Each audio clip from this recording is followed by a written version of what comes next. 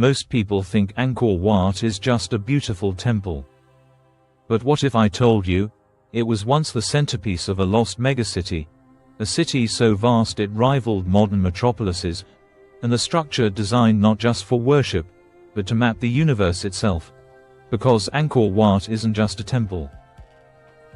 It's a city, a cosmic diagram, and the stone heart of a vanished empire, and the deeper you look, the stranger it gets. Let's start with scale because scale changes everything. Angkor Wat sits in modern-day Cambodia, and it covers about 160 hectares. That's 4 times the size of Vatican City. It is the largest religious monument ever built by humanity. And it wasn't constructed slowly over centuries. It was commissioned in the early 12th century by a single ruler, Suryavarman II, king of the Khmer Empire.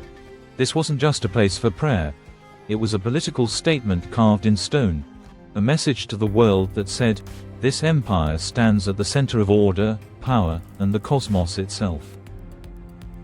Angkor Wat wasn't designed randomly.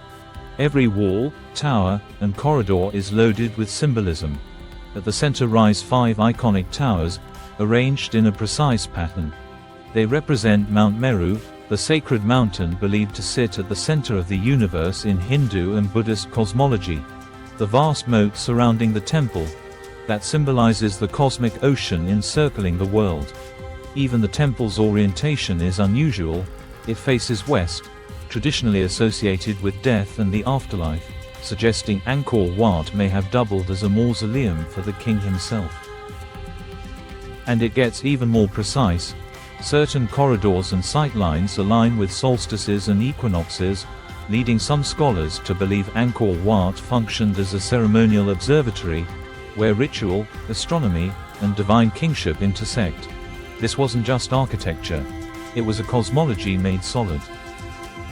Walk along Angkor Wat's galleries and you're not just seeing decoration. You're reading stone. The temple's bas-reliefs stretch for nearly 800 meters, depicting scenes from Hindu epics like the Ramayana and Mahabharata. There are celestial dances, apsaras, war scenes, processions of kings, and mythological battles between gods and demons. This wasn't art for tourists.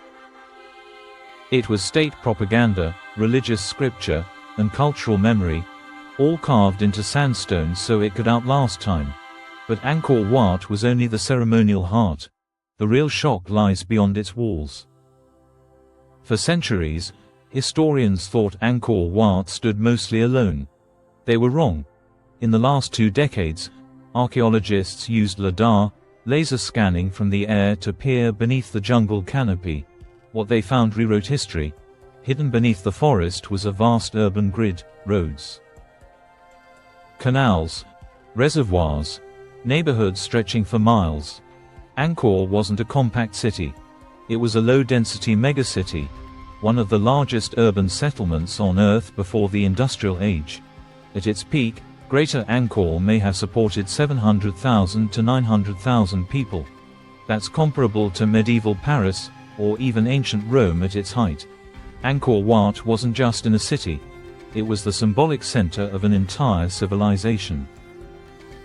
So, how did this city survive in a tropical environment? Water. The Khmer engineered one of the most complex water management systems in the ancient world. Canals, reservoirs, and moats that regulated floods and droughts. For centuries, it worked brilliantly. But eventually, climate stress, political instability, and overextension began to crack the system. By the 15th century, Angkor as a city faded. The empire declined. The megacity was swallowed by jungle. Yet Angkor Wat remained. Unlike many abandoned cities, Angkor Wat was never truly forgotten. As Hindu power waned, the temple transitioned into a Buddhist shrine. Monks lived there. Rituals continued. Care never fully stopped. That single shift, religious continuity.